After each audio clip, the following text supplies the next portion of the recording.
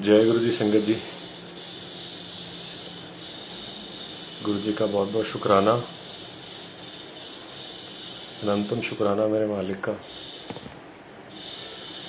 ये सत्संग सेवा करवाने का।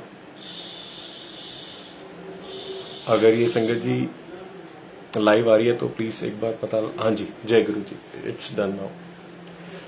शुक्राना मालिक का, सत्संग सेवा बख्शने का, सत्संग करवाने का, बहुत बहुत शुक्राना, अनंतम शुक्राना।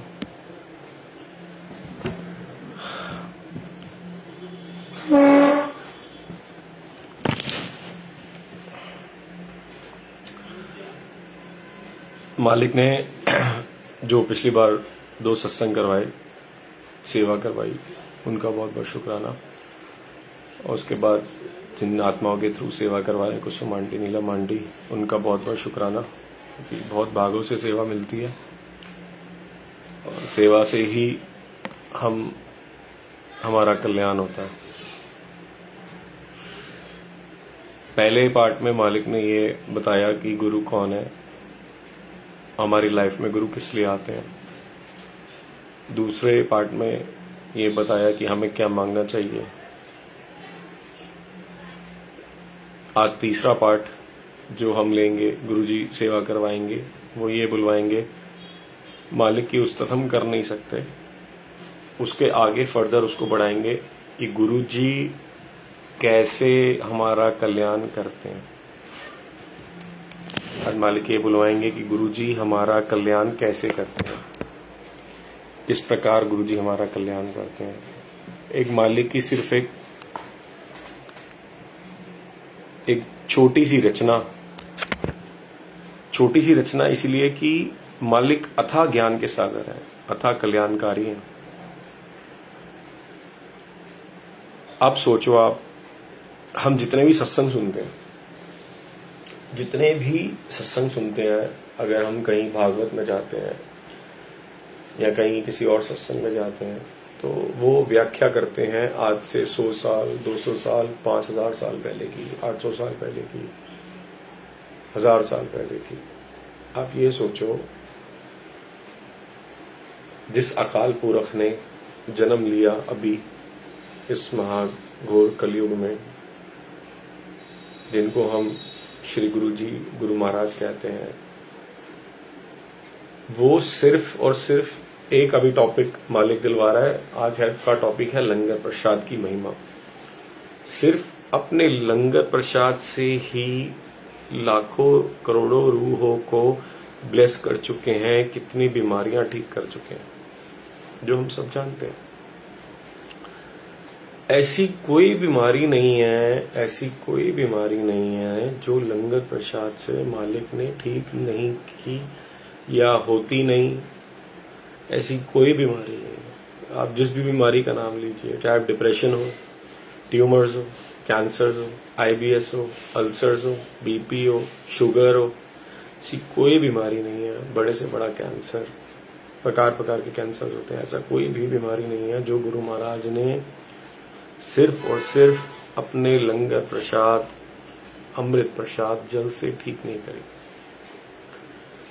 आप सोचो, जो शक्ति सिर्फ अपने लंगर प्रसाद से इतनी बीमारियां ठीक कर सकती हैं, तो वो शक्ति हमारी आत्मा का क्या कुछ कल्याण नहीं कर सकती।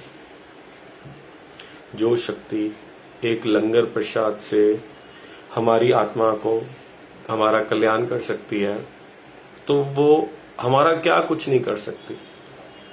हम कहीं पे भी गुरु महाराज का लंगर प्रसाद खाते हैं, चाहे बड़े मंदिर का खाएं, चाहे सत्संग का खाएं, वो मालिक हमें खिलाते हैं, वो सिर्फ उसी से ही हमारा कल्याण कर देते हैं। तो सोचो, जो गुरु सिर्फ ब्लेसिंग्स देके लंगर प्रसाद से ही हमारा कल्याण कर देता है, वो कितना शक्तिशाली होगा। कभी हमने कभी इस गहराई में गए, कभी सोचने की कोशिश की। आज हम थोड़ा सा इस पर विचार करेंगे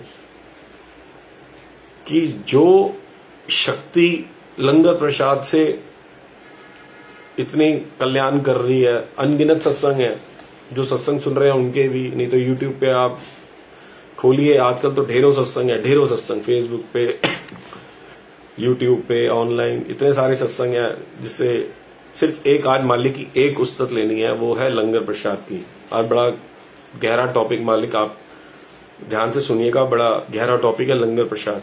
हमें क्या क्या करना चाहिए, क्या क्या नहीं करना चाहिए, बड़े ध्यान से सुनिएगा। बहुत बहुत इंपॉर्टेंट टॉपिक है आज का लंगर प्रसाद, जो मालिक की आज हम 3rd पार्ट में सत्संग में सिर्फ एक महिमा लेंगे, और वो इतना बड़ा बखाना है उसका। हम सब जानते हैं मालिक के कितना कितना कितना अथा कल्याणकारी हमारे मालिक हैं सिर्फ लंगर प्रसाद से। आइए अब जानते हैं थोड़ा लंगर प्रसाद के बारे में। हम सत्संग में जाते हैं या हम बड़े मंदिर जाते हैं, पहले हमको जल प्रसाद मिलता है। हम बैठे गुरु जी के सत्संग में गए, हमें जल प्रसाद मिला। अब हमें उसे कैसे ग्रहण करना है, हमें उसे ग्रहण करना है। हमें जल प्रसाद मिला, हमने उसी टाइम उसको पूरा पी लेना है, फिर बोतल रख देनी है, सेवादार अंकल या आंटी आएंगे, वो उठा लेंगे। बिल्कुल भी झूठा नहीं छोड़ना। उसके बाद आपके पास समोसा प्रसाद, चाय प्रसाद या जो भी स्नैक्स प्रसाद उस दिन मालिक ने बनवाया वो आएगा। आपने वो पूरा उसको खत्म करना है, ठीक है। आप समझ लिए 5 से 7 का सत्संग है। हमारा फर्ज ये बनता है कि अगर 5 से 7 का सत्संग है तो हम गुरु जी के वेलकम से पहले पहुंचे। आज सत्संग में सत्संग मालिक निकलवाएंगे, बड़े ध्यान से सुनना। हम गुरु जी के वेलकम से पहले पहुंचे। अब सत्संग का टाइम है 5 बजे का, हम पहुंचते हैं 5:30। ऐसा नहीं है संगत जी, अगर छोटे से बच्चे को स्कूल भेजते हैं, हम अब अपनी क्लास करने जाते हैं डॉक्टर की या कोई भी, हम जो भी महाराज क्लास करवा निकल गया, इसी प्रकार सत्संग होता है। सत्संग में मालिक ने एक ऐसी वाणी चलानी थी, ऐसा सत्संग चलाना था जिससे हमारा कल्याण होना था, पर हम पहुंचे लेट। वो हमारा टॉपिक समझ लो एक निकल गया। समझ लो कि हमारी पहली क्लास मैथ्स की थी, वहां पे हमारी कल्याणकारी क्लास एक सत्संग की थी, जो एक टॉपिक था, जो हमें मिलना था, जो भी हमारे ऊपर टॉपिक था वो मिलना था, वो निकल गया। इसका मतलब 8 सब्जेक्ट में से एक क्लास हमने मिस कर दी। इसीलिए सत्संग पे कभी भी लेट नहीं जाना, हमेशा 15 मिनट पहले जाना। हमें अपने महाराज जी का वेलकम करना है, बैंड में शामिल होना है, क्लैपिंग करनी है, महाराज जी का स्वागत करना है।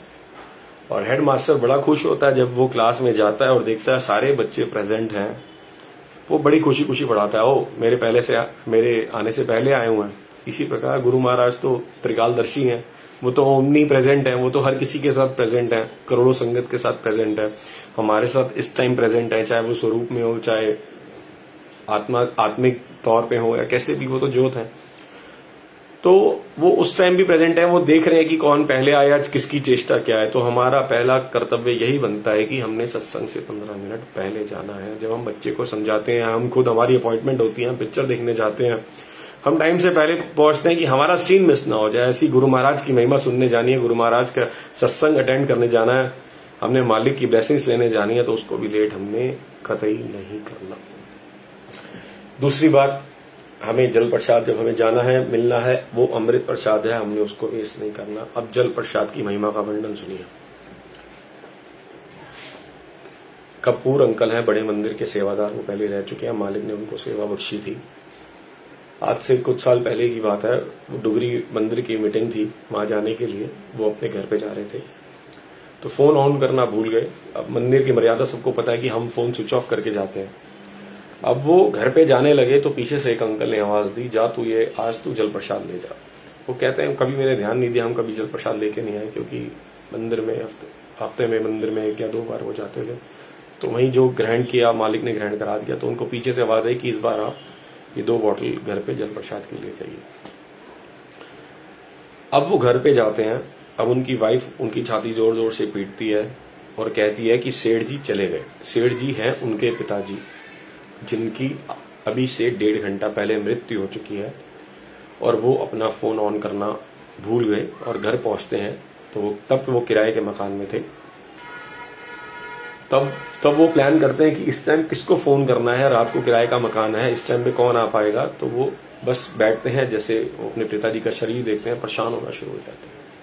जैसे ही 10 मिनट ऊपर होते हैं संगत जी, आवाज आती है गुरु जी की। टेलीपैथी सबसे करते हैं, जितने भी मालिक के प्रेमी हैं, मालिक सबसे टेलीपैथी करते हैं। कोई दूर कोई पास नहीं होता, मालिक सबको दर्शन देते हैं, सबसे टेलीपैथी करते हैं हमारी अवस्था के अनुसार। इसमें भी सत्संग में आज सत्संग निकलेंगे, बड़े ध्यान से सुनना। मेन टॉपिक लंगर प्रसाद का चल रहा है। लंगर प्रसाद का अभी सिर्फ एक महिमा चल रही है। एक महिमा स्टार्टिंग की महिमा मालिक ने अमृत जल प्रसाद की दिया है। उस अमृत जल प्रसाद की महिमा का बखान मालिक करवा रहे हैं। उस अमृत जल प्रसाद की महिमा के बखान के बारे में आपको बता रहे हैं। उसमें से सत्संग निकला, तब वो किराए के मकान में रहते थे।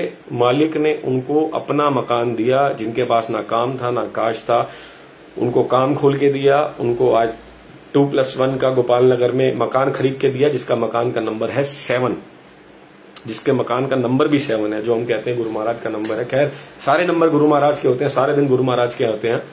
ऐसा कोई वार नहीं होता जो गुरु महाराज का नहीं होता। हम जिस दिन मुसीबत में होते हैं उस दिन शुक्रवार या वीरवार या रविवार या सोमवार नहीं देखते। तो मालिक भी ब्लेस करने के लिए कोई वार नहीं देखता। मालिक ब्लेस करने के लिए कोई वार नहीं देखता कि आज सोमवार है तो तेरा कल्याण करूंगा, वीरवार तेरा कल्याण करूंगा। हमने तो एक गांठ बांध ली कि सोमवार को मंदिर जाएंगे, वीरवार को मंदिर जाएंगे। ऐसा नहीं है। उसने सिर्फ आपके अंदर की निर्मलता देखनी, आपका प्रेम देखना। उसने आपको ब्लेस करने का वार नहीं देखना। ठीक है, तो इन चीजों से, वारों से ऊपर उठो। हमारा हर वार गुरुवार है। जो गुरु वाले होते हैं, जो गुरुमुख होते हैं, उनका रोज गुरुवार होता है, क्योंकि वो अपने गुरु को ध्याते हैं। वो हर पल अपने गुरु को ध्याते हैं। ऐसा कौन सा दिन नहीं है जो गुरु वाले अपने गुरु को याद नहीं करते। तो मेरे लिए तो रोज गुरुवार है, मेरे लिए तो सोमवार भी गुरुवार है, एतवार भी गुरुवार है, रविवार भी गुरुवार है। क्योंकि गुरु महाराज उठते सोते गुरु महाराज, सपने में गुरु महाराज। तो ये जिंदगी जब गुरु महाराज ने ब्लेस किए तो सारे वार, उसने कोई वार नहीं देखा। उसने हमें ब्लेस करने के लिए कोई वार नहीं देखा, कोई समय नहीं देखा, कोई काल नहीं देखा। राहु काल है, शाम का काल है, सुबह का काल है, कोई नहीं देखा। उसने सारे काल अपने काल में बदल लिए, ब्लेस कर दिया। इसी तरीके से हमें भी कोई वार नहीं देखना चाहिए कि आज इस बार को ये करना है, इस बार को करना है। सारे वार गुरु के होते हैं, क्योंकि हम गुरु वाले हैं और हमारे लिए रोज गुरुवार है। उनको मालिक ने मकान बख्शा और 14 साल बाद शादी के 50 साल की उम्र में, उनको इसके आसपास ही उनकी उम्र होगी, उनको 14 साल बाद एक बेटा ब्लेस किया। बहुत सारे सत्संग है, आगे बहुत सारे सत्संग है उनके।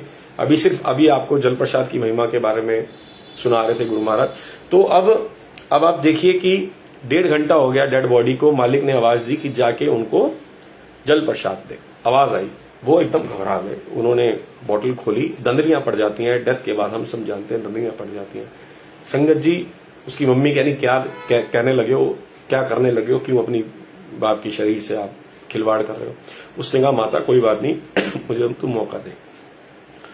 उन्होंने अपने पिताजी का मुंह खोला, बोतल ली बड़े मंदिर के जल प्रसाद की और उनके मुंह में डाली। आप यकीन नहीं करेंगे संगत जी, कुछ ही मिनट में उनके प्राण वापिस आ गए। कुछ ही मिनट में उनके प्राण वापसी आ गए। बोलो जय गुरु जी, शुक्राना गुरु जी।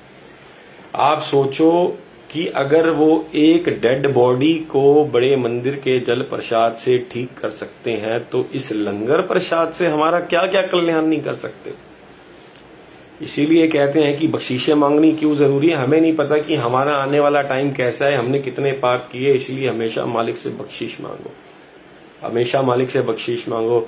हमें नहीं पता आने वाला टाइम कैसा है। हमें चाहे इस टाइम हम निरोगी काया में, हमें कोई प्रॉब्लम नहीं है। आपको पता है कि आपके लंगर प्रसाद खा के आगे मालिक ने आपको क्या ब्लेस करना है, आपकी लाइफ है कि नहीं है। ऐसा कोई इंसान नहीं है जो अपनी पीछे एक्सपायरी डेट लिखवा के आया हो। आप बता दो, सबको पता है कि एक दिन मैंने जाना है, पर अपनी एक्सपायरी डेट कोई नहीं लिखवा के लाया हुआ, क्योंकि किसी को नहीं पता कि मैंने कब जाना है। तो आगे आने वाला टाइम मेरे को नहीं पता कि मेरे साथ अच्छा होना है, बुरा होना है, मेरा एक्सीडेंट होना है, मेरा कुछ होना है, मेरे को बीमारी लगनी है। तो वो सब लेखा जोखा हमारे गुरु महाराज जानते हैं। इसीलिए लंगर प्रसाद कभी भी झूठा नहीं छोड़ना, अमृत प्रसाद कभी भी झूठा नहीं छोड़ना, कभी भी। उसको तो गुरु महाराज ने ये कंठस्थ करा दिया कि वो अमृत है। लंगर प्रसाद भी नहीं, वो तो कंठस्थ करा दिया गुरु महाराज ने कि वो अमृत है, और वाकई अमृत है। अमृत समझ के पियोगे तो अमृत है, मिठाई समझ के करोगे तो मिठाई है। अगर सोचोगे कि महाराज जी की ब्लेसिंग्स है तो महाराज जी की ब्लेसिंग्स है। जल प्रसाद के महिमा का वर्णन आपको सुनाया, और अनगिनत सैकड़ों सत्संग हैं। हम इतने पुराने सत्संग हम वाणी में सुनते हैं। जब वाणी किसी के थ्रू, रिंकू जी के थ्रू, चमन लाल जी के थ्रू या हरवंश जी की वाणी हम सबसे ज्यादा सुनते हैं, उनके थ्रू मालिक सुनवाते हैं कि हजारों साल पहले, 500 साल पहले, 600 साल पहले परमात्मा ने गुरु रूप में इसका ये कल्याण किया। इतना बड़ा प्रैक्टिकल गुरु महाराज हमें चमत्कार दिखाते हैं कि अब के लंगर प्रसाद से हम इतनी सारी बीमारियां ठीक हो रहे हैं। तो कलयुग में महापुरुष आए हैं, कलयुग में महाशिव अवतारी गुरु नानक के अवतारी अकाल पुरख है। हम उनको किसी का भी रूप कह सकते हैं, आप चाहे ब्रह्मा जी का रूप कहिए, चाहे विष्णु जी का रूप चाहिए, आपको उसमें दर्शन देंगे, क्योंकि वो काल पुरख है। ज्योत एक ही है, सब में एक ज्योत। समझ लो कि उसके 10 रूप हैं, एक बाप के 10 बेटे हैं, तो वो जो खून है वो 10 में पाया जाएगा, उनके जो जीन्स हैं वो सब में 10 में पाए जाएंगे। ऐसे ही उस अकाल पुरख के समझ लो 10 बच्चे, जिसका नाम गुरु नानक, शिव, ब्रह्मा, विष्णु, महेश है, उसकी जोत वो सब में पाई जाएगी। सारे गुरु एक बराबर, सारे भगवान एक बराबर। पहली बात ये जानिए। शुक्राना गुरु जी। अब नेक्स्ट स्टेप पे आते हैं कि लंगर प्रसाद हमें किस प्रकार बनाना चाहिए, किस प्रकार नहीं बनाना चाहिए, क्या करना चाहिए और क्या नहीं करना चाहिए। पहले हम सत्संग के उसमें मालिक लेके जा रहा है, तो सत्संग की थोड़ा सा बखान करते हैं। फोन स्विच ऑफ करके, पेन ड्रॉप साइलेंट करके बैठ जाना चाहिए। अब हम क्या करते हैं, हमारी बड़ी गंदी आदत है आजकल कि सत्संग चल रहा है, हम लाइव सबको दर्शन कराना शुरू कर देते हैं सत्संग के बीच में। संगत जी, जिसने गुरु ने जिसको ब्लेस करना है ना, वो वैसे ही ब्लेस करना है। तो आप जरूर फेसबुक पे चलाइए। आप फेसबुक पे तो एक ही लिंक डालेंगे, 100 लोग तो लिंक डालेंगे नहीं, तो उस फोन को आप साइड में रख दीजिए, वो स्टार्टिंग से लेकर एंड तक चलता रहेगा। उसको फोन को लेके घूमिए मत, किसी को डिस्टर्ब नहीं करना। सत्संग बड़े मंदिर में भी किसी को डिस्टर्ब नहीं करना। अगर आप जा रहे हैं, आप सत्संग में आए, आप जहां बैठे हैं वहीं बैठ जाइए, अपना फोन स्विच ऑफ करिए। 2 घंटे के बाद, 2.5 घंटे के बाद, 3 घंटे के बाद जब सत्संग खत्म हो जाए, आप हजारों दर्शन कराइए, आपको कोई मना नहीं करेगा। पर मर्यादा ये कहती है कि हमारी आत्मा की वजह से प्रभु मिलन में कोई डिस्टर्बेंस नहीं आनी चाहिए। और हम क्या करते हैं, 10 चक्कर मारते हैं। जरूरत थोड़ा सा सेवादार ध्यान देंगे। हम 50-30 संगत का सत्संग नहीं होता, हमें जहां पे 1 चक्कर मारना चाहिए, हम 10 चक्कर मारते हैं। कैसे? अब वो हम स्मार्टनेस भी कर सकते हैं। जहां पे स्मार्टनेस लगानी है वहां पे नहीं लगाते स्मार्टनेस। जहां पे गुरु में स्मार्टनेस नहीं लगानी चाहिए, वहां पे हम स्मार्टनेस लगाते हैं। बड़े ध्यान से सुनना इस बात को। आप अगर कोई संगत आई, वहां बैठ गई, आपने देखा कि वो आई है, बैठी है, मेक देम कंफर्टेबल कि वो अपने गुरु के पास आए, गुरु से मिलने आए। आप ये सोचो, अगर आप 10 बार चक्कर मार रहे हो तो आपने 10 बार उस 100 संगत को डिस्टर्ब किया, और पाप का भागी मैं बनना नहीं चाहूंगा। कैसे? बड़ा ध्यान से सुनना। अगर संगत बैठ गई, आपको पता है कि अभी 5 बजने वाले हैं, 5:30 बजने वाले हैं, 5:15 बजे एक संगत आई, 2 आई, 3 आई, 4 आई, 5 आई। आपने देखा हाँ 5 संगत 15 मिनट के अंदर आ गई। आप एक बार चाहिए, जल प्रसाद रखिए, चाय प्रसाद रखिए, समोसा प्रसाद रखिए, एक चक्कर में आप सबको दे के आ गए। ठीक है, फिर ऐसी 5 करके आती है, 10 करके आती है। आप 10 मिनट वेट करिए, उनको बैठने दीजिए, फिर आप दीजिए। संगत का हिसाब देख लीजिए, वो भी आप बैलेंस बनाइए। इसमें स्मार्टनेस दिखाइए कि मेरे चक्कर संगत के अंदर से कम लगने चाहिए। एक तो आगे से नहीं आना, पीछे से आना है, बड़े आराम से देना है, बातें नहीं करनी, इशारों में बातें करनी है, बड़े प्रेम से रहना है। सेवादार, अब इसमें भी आगे एक सत्संग, बड़े गौर से सुनिएगा। सेवादार एक ऐसी लिफ्ट है, सेवा एक ऐसी लिफ्ट है जिसपे सही चलोगे तो सीधा 100वीं मंजिल पे पहुंचा देगी, और जहां गलती करोगे तो 100वीं मंजिल से नीचे गिरा देगी। सेवा ऐसी लिफ्ट है। बड़ा ध्यान से सुनना इस बात को कि सेवा हमने सबने रिंकू जी की बाणी सुनी है। तेरी सेवा, तेरी सेवा, तेरी सेवा, मुगत जुगत पुगत तेरी सेवा, जिस तू आप करावे, जिस तू आप करावे। अब इस बात को बड़े कंठस्थ कर लेना। ये जो मालिक हमें सेवा प्रदान करता है, हम अपनी मर्जी से सेवा नहीं कर सकते। अपनी मर्जी से सेवा नहीं कर सकते। हम मालिक को एक ही चीज दे सकते हैं, वो है हमारा अहंकार, और इसके अलावा कुछ नहीं दे सकते, क्योंकि हमारे पास अपना शरीर ही नहीं है। सिर्फ एक ही चीज लेके पैदा होते हैं, अहम लेके पैदा होते हैं और अहम लेके जाते हैं। इसीलिए आप अपने मालिक को सिर्फ एक ही चीज दे सकते हो, वो है आपका अहम। बाकी तो उसके हाथ में मरना जीना, कार्मिक अकाउंट हमारे गुरु के हाथ में, जो बदल सकते हैं। सेवा का टॉपिक चल रहा है। अब मालिक ने सेवा बख्शी, आपने सेवा करी, थोड़ी सी सेवा करके आपको अहंकार आ गया, वहीं उसी सीढ़ी से नीचे गिर जाओगे। सेवा हमें ऊपर भी पहुंचा सकती है, सेवा हमें नीचे भी गिरा सकती है। बड़े ध्यान से सुनना। सेवा अब हमें नीचे कैसे गिराती है और ऊपर कैसे पहुंचाती है। अगर हम निर्मल मन से सेवा कर रहे हैं, हम शांत होकर सेवा कर रहे हैं, अगर हम अपनी हौमे रहित होकर सेवा कर रहे हैं, गुरु की नजर हम पे एक ना एक दिन जल्दी पड़ेगी, एक ना एक दिन जल्दी पड़ेगी। नजर का सत्संग पिछला मालिक ने कराया था ना, जिन्होंने नहीं सुना वो पार्ट 2 सुनना। नदर के बारे में बताएंगे कि गुरु जी नदर कैसे करते हैं और नदर हमारे लिए क्या इंपॉर्टेंस लेके आती है। तो सेवा से नजर जल्दी मिलती है गुरु की, वो उससे ज्यादा प्रसन्न होते हैं, सेवा करने से प्रसन्न होते हैं।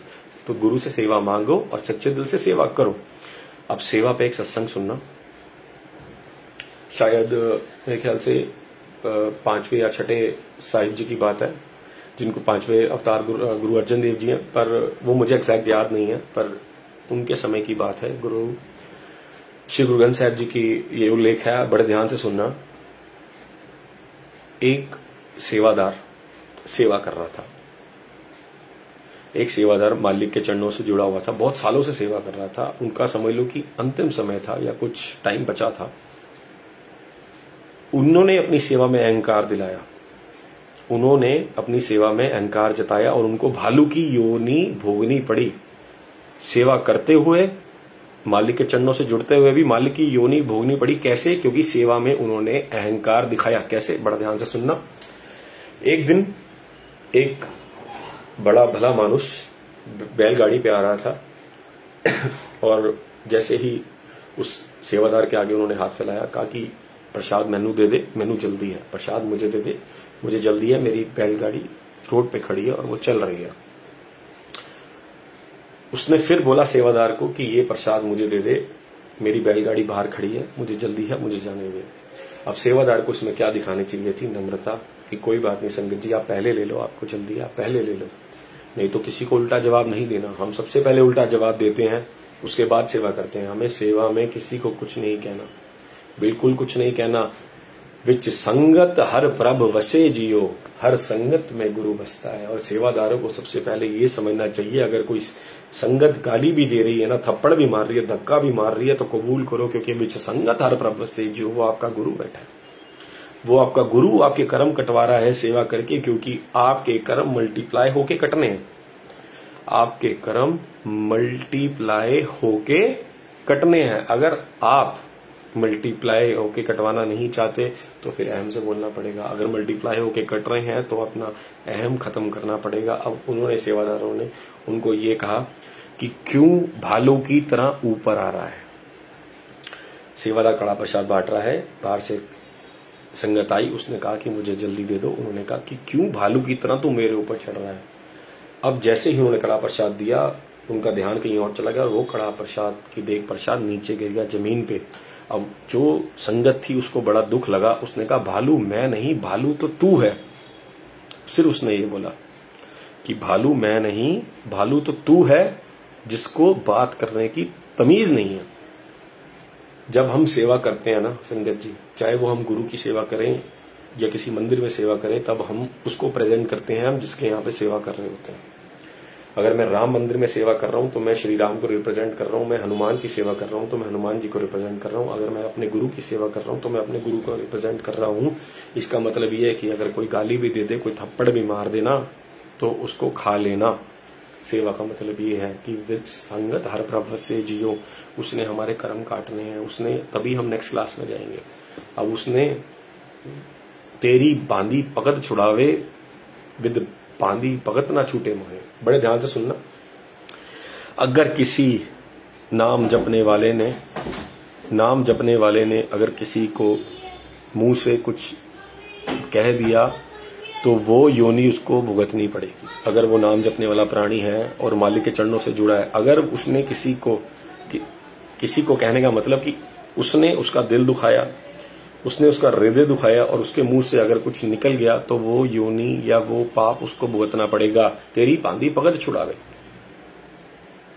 अगर गुरु के नाम जपने वालों से मुख से कुछ निकल गया, वो बात पत्थर की लकीर है, वो होनी है और उससे आपका गुरु आपको नहीं छुड़ा सकता। तेरी बांधी पगत छुड़ावे, वो भगत तेरी बांधी ही छुड़वा सकता है, गुरु नहीं छुड़वा सकता, क्योंकि उसने गुरु का नाम जपा है। ये वाणी में लिखा है।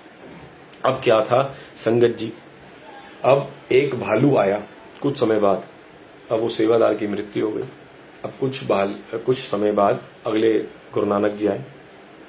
अगले गुरु नानक का मतलब पहली पातशाही, दूसरी पातशाही। जैसे रिंकू जी हर किसी को गुरु नानक का ही रूप देखते हैं, धन गुरु नानक कहते हैं, ऐसे ही अगले गुरु नानक आए।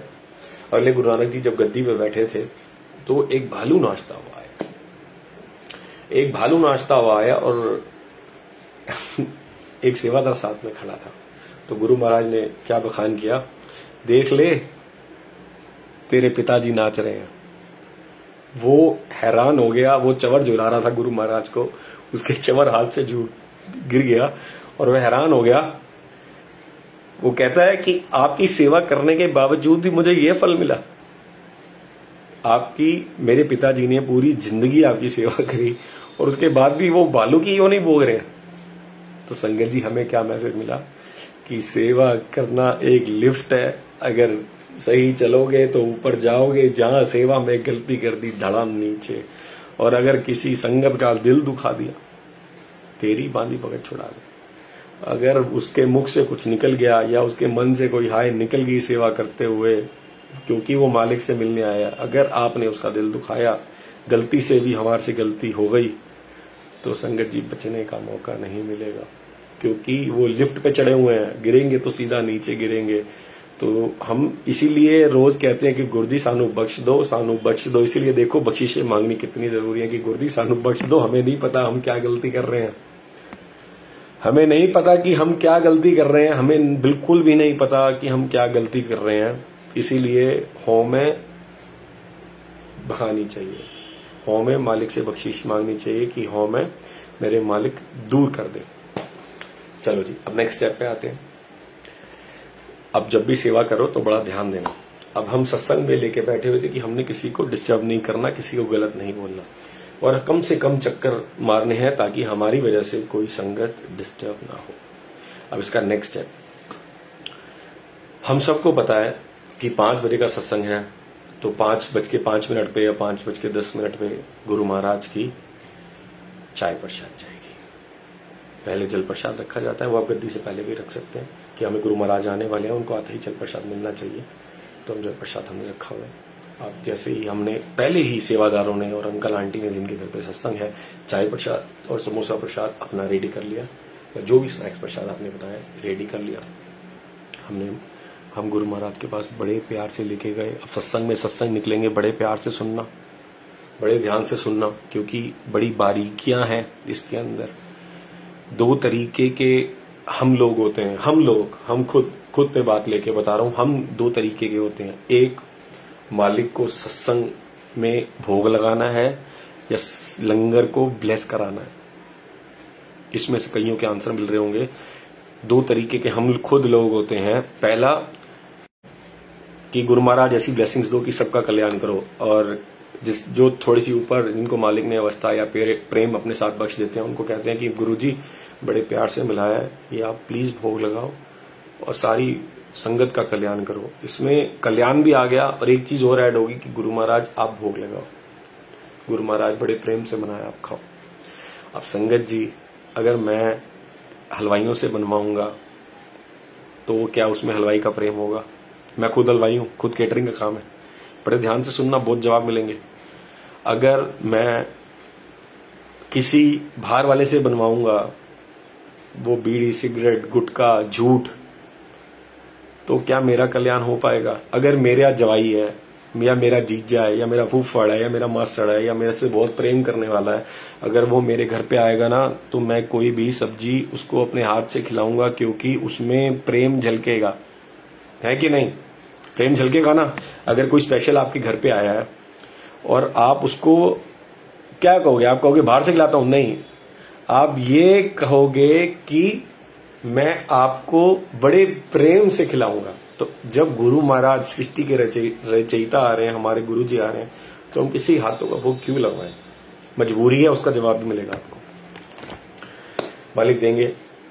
हमें लंगर प्रसाद संगत जी खुद बनाना चाहिए घर पे। लंगर प्रसाद खुद बनाना चाहिए। जैसे जैसे मालिक ऊपर उठाता है ना, वैसे वैसे भूल की, गलती की गुंजाइश रह नहीं जाती।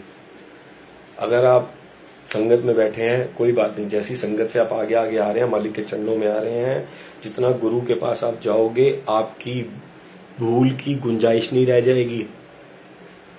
अगर प्राइम मिनिस्टर के पास किसी ने गार्ड की नौकरी करनी है ना, अगर दूर का गार्ड गलती कर सकता है पर पास का गार्ड गलती नहीं कर सकता। आप जानते हो, उसको A+ सिक्योरिटी कहते हैं। क्यों? क्योंकि उससे गलती नहीं होगी। अगर उससे गलती हो गई तो सबसे बड़ी आफत प्राइम मिनिस्टर को है। अब सोचो कि सृष्टि के रचयिता के पास अगर कोई सेवा कर रहा है, जैसे समझ लो आप गेट पे खड़े हो फिर भी गलती कर सकते हो, अगर आप दरबार में बिल्कुल पास हो कि गलती की गुंजाइश नहीं रह जाती, इसी प्रकार हम खुद सत्संग की केटरिंग करते हुए डरते हैं। संगत जी, लाइफ में सिर्फ गुरुजी ने 2 बार केटरिंग करवाई। क्योंकि पहले तब कराई थी, आज से कुछ 8 साल पहले की बात होगी। नामधारी अंकल हैं, वो गुरुजी से बहुत टाइम से जुड़े हुए थे, तब हम गुरुजी को इतना फॉलो नहीं करते थे। गुरु महाराज ने अपने चरणों से तब नहीं लगाया था, हम खुद नहीं जुड़ सकते, गुरु महाराज जोड़ते। गुरुजी ने तब 8 साल पहले एक केटरिंग दी थी। तब माइंड में एक बिजनेस का पॉइंट था कि हमें शायद यहां से बिजनेस मिलेगा, पर मालिक कैसे ब्लेस करता है। तब हम गुरुजी से नहीं जुड़े थे, हम तो ये चाहते हैं कि हम किसी संस्था से जुड़ जाएं। हम केटरर्स होते हैं, इवेंट्स वाले होते हैं या टेंट वाला होता है, वो तो ये चाहते हैं कि हम किसी संस्था से जुड़ जाएं और हमें काम मिले। उसके बाद आज उसके कुछ 4-5 साल बाद गुरुजी ने अपने चरणों से जोड़ा। पर गुरु, आप यकीन नहीं करेंगे संगत जी, इतना डरते हैं हम। कोई अगर पूछता है ना कि आप केटरिंग करो, हम सबसे पहला उसको यही कहते हैं कि हम आपकी केटरिंग नहीं कर सकते। सिर्फ एक केटरिंग मालिक ने करवाई जब गुरुजी ने अपने चरणों के साथ जोड़ा, और उसके बाद सबको हाथ जुड़वा देते हैं। क्यों संगत जी? अगर गलती हो गई लंगर बनाने में, अगर मेरे शेफ ने, मेरे कुक ने अगर उसमें से चख लिया, इसके ऊपर सत्संग सुनना, अगर उसमें से चख लिया या उसके मन के भाव गलत हो गए, तो गुरु महाराज भोग नहीं लगाएंगे। क्यों? उसके पाप का मागी मैं बनूंगा कि केटरर्स मैं हूं। हमें पता है कि गुरु ने स्वच्छ भोग लगाना है, स्वच्छ, बिल्कुल स्वच्छ, निर्मल मन से बना हुआ स्वच्छ भोग लगाना है। अब झूठ की सुन लो, ये जो जितने लंगर बनाते हैं और बीच में चख लेते हैं ना, बड़ा ध्यान से सुनना वो सत्संग, बड़ा ध्यान से सुनना। ये जो गुरु महाराज सत्संग करवाने वाले हैं, कौड़ा राक्षस था, कौड़ा राक्षस सब जानते हैं। कौड़ा राक्षस राजा जनक के टाइम का, और राजाओं में राजा एक ही हुआ है जिसकी श्री गुरु ग्रंथ साहिब जी के अंदर सबसे ज्यादा प्रेज करी गई है, उत्सत करी गई है। उनको कहते हैं राजा जनक। कि राजा जनक ने एक घड़ी के सिमरने से, एक घड़ी के सिमर के नरक खाली करवा लिए थे। इतना बड़ा वो राजा जनक हुआ है। हम सुनते हैं ना, एक घड़ी के सिमर से पापी तरे अनेक। राजा जनक ने अपने सिर्फ एक घड़ी का सिमरन दिया और सारे के सारे नरक खाली करा लिए। सोचो कितना बड़ा, अरबों खरबों उसमें लोग होंगे, वो राजा जनक ने खाली करा लिए एक अपने घड़ी का सिमरन देके। तो सोचो कितना बड़ा हुआ। अब क्या था, उनके घर पे ऋषि आते थे, ऋषि। अब वो संतों को लंगर कराते थे अपने घर पे। अब संतों को अपने घर पे लंगर कराते थे। तो एक दिन क्या हुआ, एक संत आए और उन्होंने अपने रसोइये को क्या रखा था कि तूने इसको नहीं चखना। वो 10 बार उन्होंने उसको टोका, 10 बार उन्होंने उसको टोका कि तूने इसको नहीं चखना, बिल्कुल नहीं चखना। पर हम क्या करें, हमारी मत तो इंसानों वाली। उन्होंने क्या किया, जैसे ही ऋषि ने मुंह में डाला, अब जो साधना कर रहा है वो किसी का झूठा नहीं खाता। जो भी साधना के रास्ते पे चलेगा वो किसी का झूठा नहीं खाएगा, नहीं खाएगा। जब एक साधना पे चलने वाला ऋषि झूठा नहीं खाएगा तो हमारा गुरु कैसे खा लेगा? वो प्रेम होता है। शबरी ने बेर खिलाए राम को, वो प्रेम था। या अथा प्रेम हो, अथा प्रेम हो। अगर अथा प्रेम होगा तो भरोसा भी होगा, क्योंकि अथा प्रेम भरोसा, पहली दाद भरोसे की होगी, उसके बाद अथा प्रेम हमारा पनपेगा हमारी हृदय के अंदर। और अथा प्रेम के अंदर आप जो डालोगे गुरु उसको एक्सेप्ट कर लेगा, और वो गलत चीज बन ही नहीं सकती। तो पहला दान भरोसा दान मिलेगा, उसके बाद अथा प्रेम शुरू होगा। अथा प्रेम हो। उसने क्या किया, उसने वो झूठा कर दिया। और राजा जनक के मुंह से सिर्फ इतना निकला, तेरे को जितना मर्जी समझा लो कोडिया, तू रहेगा तो राक्षस का राक्षस ही। आप यकीन नहीं करेंगे कि वो रसोइये को पता था जो बात राजा जनक के मुंह से निकल गई वो बात सच है, वो बात पत्थर की लकीर है। अब वो डर गया, वो पैरों में पड़ गया कि राजा जनक के, कि अब मुझे क्या करना चाहिए और क्या नहीं करना चाहिए। वो रोने लग गया। संगत जी, अब राजा जनक ने उसको क्या कहा कि देख, अब तो ये मुख से निकल चुके हैं और ये तू पाप का भागी बन चुका है, तू अपना झूठा ऋषियों को खिला चुका है, इसका पाप तो तेरे को भोगना पड़ेगा। उसको राक्षस की योनि मिली। उसने कहा तेरे को राक्षस की योनि, उन्होंने कहा कि राक्षस की योनि तो तेरे को भुगतनी पड़ेगी, पर जब गुरु नानक आएंगे इस पृथ्वी पर, अकाल पुरख आएंगे, तो तेरा जाके कल्याण होगा। तो जब गुरु नानक देव जी आए और जब रास्ते में जब वो जा रहे थे तब उनको राक्षस मिला, तो उन्होंने यही कहा कि ओ कोडिया राक्षस। तो वो कोड़ा राक्षस हैरान हो गया कि इनको मेरा नाम कैसे पता। तब गुरु नानक देव जी ने कोड़े राक्षस का कल्याण किया। तो आप सोचो कि अगर एक झूठ एक राक्षस की योनि दे सकती है, तो हम तो झूठा चेक चेक कर करके लोगों को खिलाते हैं। वो अपने गुरु को खिलाते हैं। क्या जरूरत है? अगर उस पर भरोसा है तो नमक मिर्च वो ठीक कर लेना। आप एक बात बताओ, अगर मैंने गुरु जी के लिए आज शाही पनीर बनाया, मैंने गुरु जी को आज शाही पनीर का भोग लगा दिया, भोग लगाने के बाद मैं चेक कर रहा हूं हमने क्या लोगों को नमक मिर्च ठीक खिलाना है या अपने गुरु को नमक मिर्च ठीक खिलाना है? हमने अपने गुरु को खिलाना है प्रेम भाव। चाहे आप उसमें कुछ भी बनाओ, वो प्रेम और भाव के भूखे हैं, वो सबको ठीक कर देंगे। वो इतनी बड़ी शक्तियां, अगर किसी को मिर्च खिलानी है वो बिना मिर्चों के मिर्च डाल देंगे, अगर मिर्च नहीं खिलानी तो मिर्चों वाली सब्जी को वो फीका कर देंगे। हम कितनी बार देखते हैं कि हम कहते हैं कि हमने तो इसमें सब कुछ सही डाला था, हमने तो इसमें इतना नमक भी डाला था, बिल्कुल सही डाला था, पर ये बढ़ कैसे गया? और हमने तो इसमें सोचा था कि 3 गुना मिर्चें डाल दी और ये घट कैसे गई?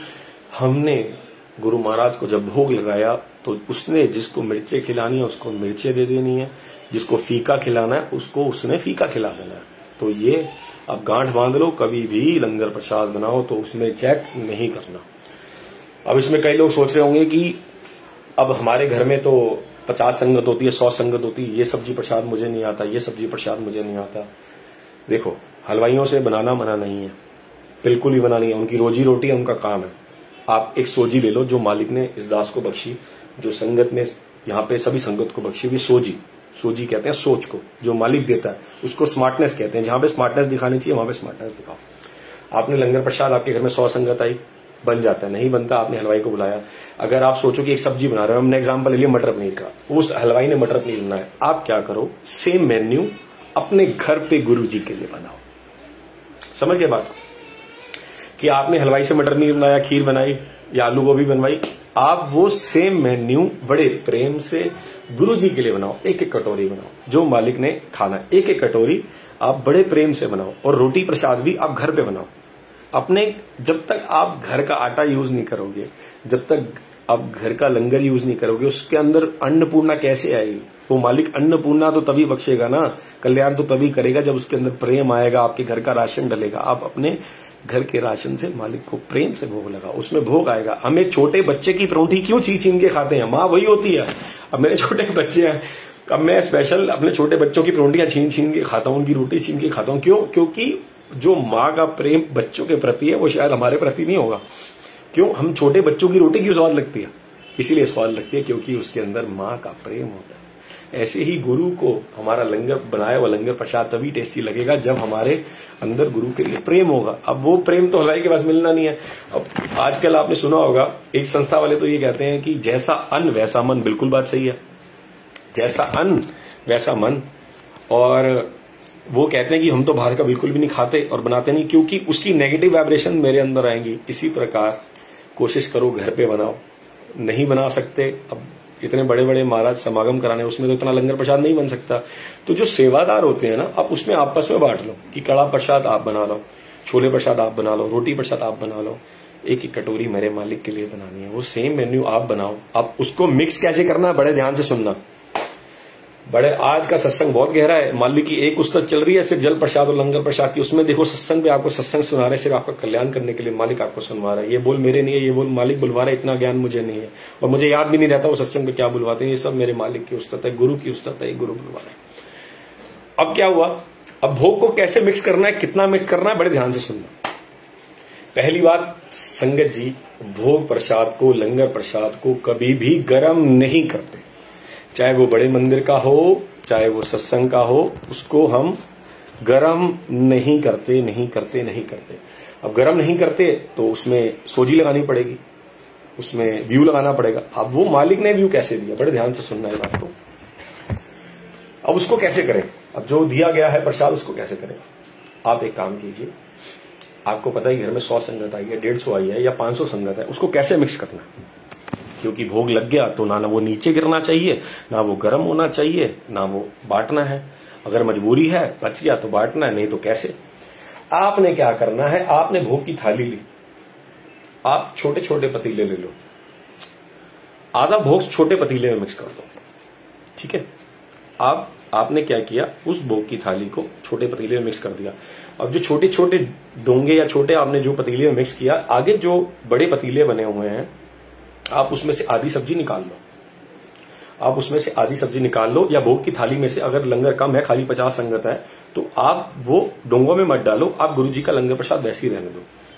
आप उस सब्जी को आधा कर लो, उस सब्जी को आधा कर लो और जैसे एक छोले प्रसाद बनाया उसमें से 1 चम्मच छोले प्रसाद डाल दो। इसका मतलब क्या हुआ, अब वो अमृत उसके अंदर मिल गया और आधे छोले प्रसाद आपने रखा है। अगर वो आधे छोले प्रसाद यूज हो गए तो उसमें से छोले प्रसाद और डालो, फिर उसमें भोग मिक्स करो। ये बात ध्यान रखना, कई लोग ये क्या करते हैं कि ये डला हुआ उसमें भोग मिक्स कर दिया। हम जब हरिद्वार गंगा जल लाते हैं ना, उसमें क्या करते हैं, हम उसके अंदर पानी मिक्स नहीं करते, गंगा जल को पानी में डालते हैं ताकि वो गंगा जल हो जाए।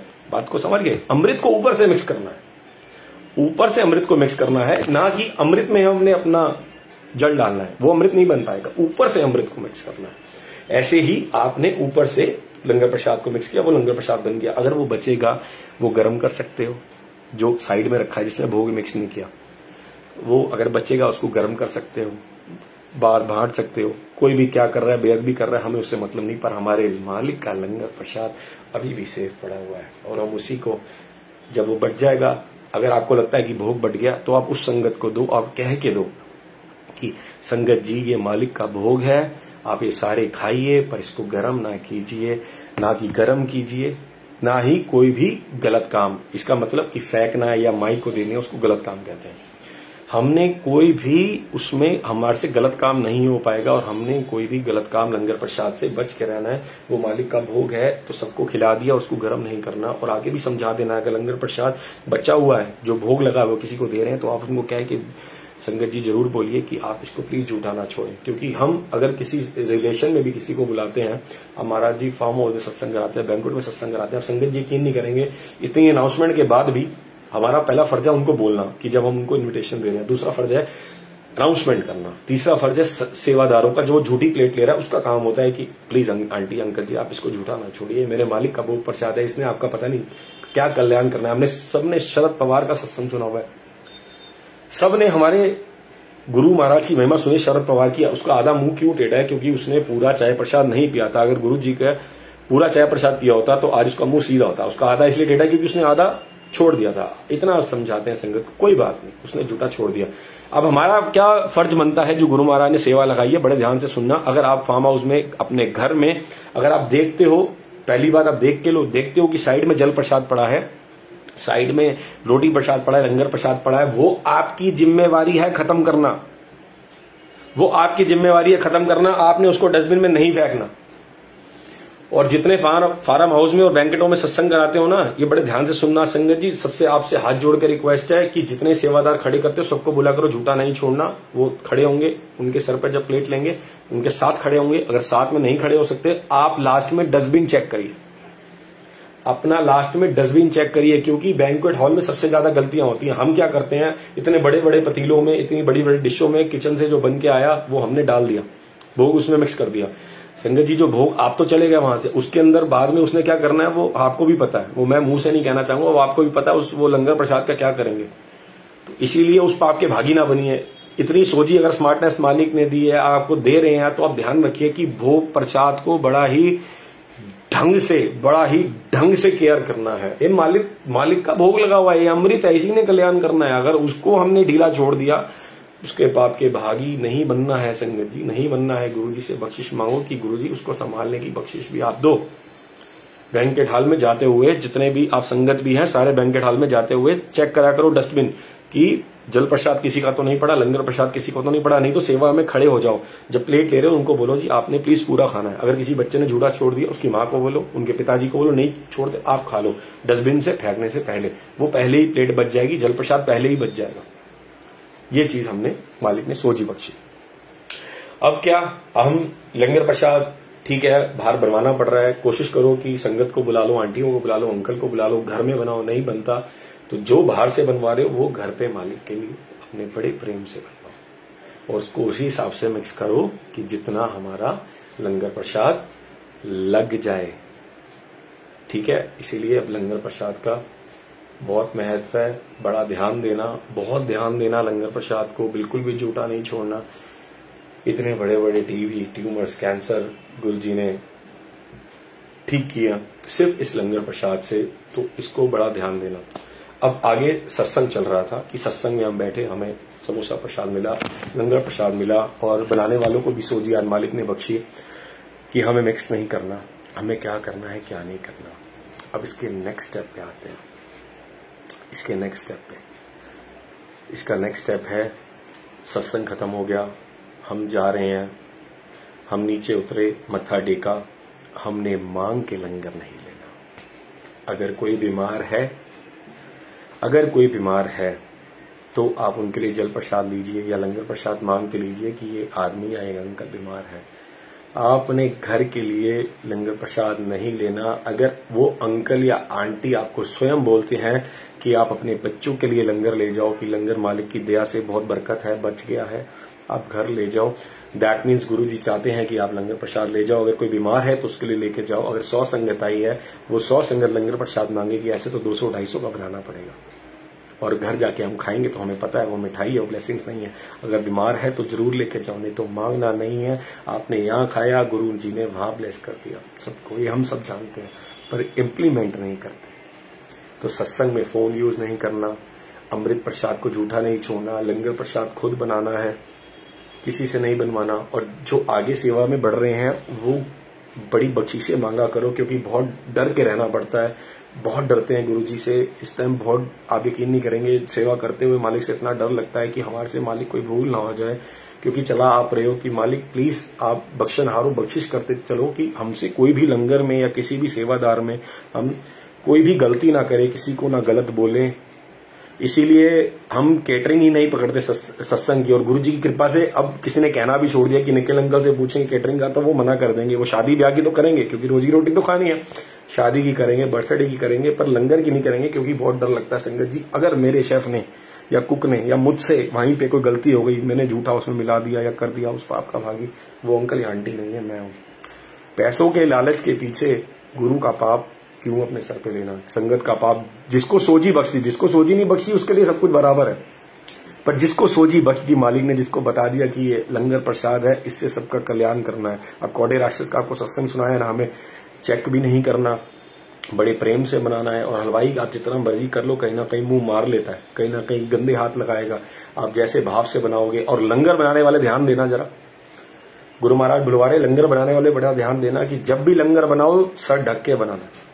कोशिश करो मुंह भी ढको, मंत्र जाप चलता रहे, वाहिगुरु सिमरन चलता रहे, क्योंकि वो गुरु महाराज ने खाना है, वो गुरु महाराज ने लंगर प्रसाद खाना है। अगर मुंह से खुदा ना खास्ता कुछ गिर जाता है, या मेरे तो सर पे खैर बाल नहीं है, जिनके सर पे बाल हैं वो गिर जाता है। पहले बात, हम रुमाल किस लिए बांधते हैं? कि कई संगत कहती है रुमाल बांधो ना बांधो, आज उनको उनका जवाब गुरु महाराज देंगे।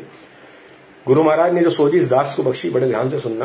कई संगत कहती है रुमाल बांधो, रुमाल वो बांधती है संगत जो बाणी से जुड़ी है, गुरुद्वारे से जुड़ी है, बहुत अच्छी बात है। क्योंकि सर पे रुमाल बांधने का मतलब होता है कि तेरा हाथ मेरे सर पर है और मैं निमाणा हूं, तेरा हाथ मेरे सर पर है और मैं निमाणा हूं, मैं निमाणे का मेरे मालिक, मेरा काम करो। ऐसे ही सत्संग के अंदर जिनसे टेलीपैथी करते हैं, तब की बात है और पहले की बात है, दोनों एक आंटियों ने गुरुजी से सवाल पूछा कि गुरुजी कई संगत आपके घर दर में सर ढक के आती है, कई नंगे सर आती है। गुरुजी ने बहुत अच्छा जवाब दिया जो हमारे लिए इम्प्लीमेंट करता है कि जेड़े सर ढक के आंदे ने ना, उन्होंने तो सब तो पहले उन्होंने दे उत्ते नजर होंदी है। क्यों? क्योंकि वो आए नम्रता से, वो झक के आया कि तेरा हाथ मेरे सर पर है, उसको ब्लेसिंग्स और मिलनी है। वैसे ब्लेसिंग्स की कोई गिनती नहीं है, पर वो नजरों में आ गया, नजर देखा, गुरु की नजर में आ गया कि मेरे हाथ मेरे सर पर गुरु तेरा हाथ है। हम गुरुद्वारे में भी जाते हैं तो जो बाणी से जुड़े हैं, गुरु से जुड़े हैं, वो डालें, बहुत अच्छी बात है। और हमने क्रिटिसाइज नहीं करना कोई डालता या नहीं डालता, हमें इन चीजों पे नहीं पढ़ना। हम जब अपने पुरानी फैमिलीज में जाते हैं, अगर आप जाओगे ना तो सब औरतें अपना सर ढकती हैं। क्यों? क्योंकि हमारे बड़े बैठे हैं। अगर कोई ढकता है और हमारे गुरु महाराज सामने बैठे, सर ढक ले, गुरु नानक देव भी साक्षात वहां विराजमान है, अगर ढकते हैं तो हमें ना ढकने वाले की निंदा करनी है और ना ढकने वाले की निंदा करनी है। हमारा फोकस गुरु महाराज है। तो क्या सही या क्या गलत का फैसला हम करने वाले कोई नहीं होते कि क्या सही है, ये ऐसे क्यों कर रहे हैं, वैसे क्यों कर रहे हैं। अब गुरु महाराज यही कहलवाना चाहते थे कि आपने सत्संग से जाते हुए, बड़े मंदिर से आते हुए किसी की भी निंदा नहीं करनी। निंदा करे सो गू खाए। इस टॉपिक को मालिक कभी अगले सत्संग या उससे अगले सत्संग में बुलाएंगे, क्योंकि ये भी मालिक की बहुत सारी उस्तत बाकी है, बहुत सारी उस्तत बाकी है। अभी तो सिर्फ आज लंगर प्रसाद का टॉपिक कराया। अगला जो 4th पार्ट मालिक जब भी सेवा बख्शेंगे उसमें आपको और उस्तत सुनाएंगे कि मालिक क्या क्या कर रहे हैं और हम अभी तक उनके लीला को, उनकी कृपा को अभी भी नहीं जान पाए। अभी तो सिर्फ लंगर प्रसाद के बारे में मालिक ने थोड़ा सा बुलवाया। जो आगे जो वो करवाएंगे ना, आपके पैरों के नीचे से जमीन निकल जाएगी कि हमारा गुरु इतना बड़ा कल्याणकारी है, इतना बड़ा है हमारा गुरु, इतना बड़ा है। और गुरु इतना बड़ा होता है, हम अब गुरु की प्रशंसा कर ही नहीं सकते, हम अपने गुरु की प्रशंसा कर ही नहीं सकते। उसने ना तारे गिने जात ना तारे गिने जात, सबने पहले सत्संग में सुना। अगर कोई संगत आज पहली बार सत्संग सुन रही है तो वो दूसरा सत्संग सुने, पहले पहला सत्संग, फिर दूसरा, फिर तीसरा, क्योंकि ये कड़ी मालिक ने बनाई है, कड़ी के हिसाब से सत्संग करा रहे हैं। और अगला जो सत्संग हुआ वो भी कड़ी के हिसाब से होगा। जो इसके बाद मालिक की महिमा का लंगर प्रसाद के बाद मालिक बखान खुद कराएंगे, स्वयं कराएंगे। वो खुद करण करावे आपन हार, करण कराने वाला वो खुद ही है, हम कुछ नहीं कर सकते, सब कुछ गुरु जी कराने वाले हैं। जब किसी की लाइफ में गुरु जी आ जाते हैं तो वो सारे काम स्वयं करते हैं। आपका काम सिर्फ बख्शीश मांगना है कि मालिक मुझसे कोई भूल ना हो जाए, मुझसे कोई गलती ना हो जाए। इसी तरीके से ये दास भी आपसे अगर कोई क्षति हुई हो तो क्षमा चाहेगा। मेरे मालिक आपके चरणों में अरदास, सबका भला करना, सबका कल्याण करना, सबको अपने चरणों से जुड़ना। बाकी मैं सत्संग जब भी सेवा का मौका मिलेगा, शुक्राना आंटी का जो ये सेवा मालिक ने ओम से करवा रहे हैं, नीलम आंटी, कुसुम आंटी, जो भी सेवादार और भी इनके साथ जुड़े हैं, सबका शुक्राना। और मालिक अपने चरणों से सबको जोड़ के रखना, सब पे बख्शीश करना, किसी से कोई गलती ना हो जाए, क्योंकि सेवा एक ऐसी लिफ्ट है, अगर गिर जाओगे तो सबसे बड़ी गलती, ऊपर चले जाओगे तो मालिक के चरणों से जुड़ जाओगे। गुरु महाराज अपने चरणों से जोड़े रखना, और बाकी का आगे का जो रह गया वो मालिक आगे करवाते रहेंगे, खुद बुलवाएंगे, खुद सब कुछ करवाएंगे। जय गुरु जी, शुक्राना गुरु जी।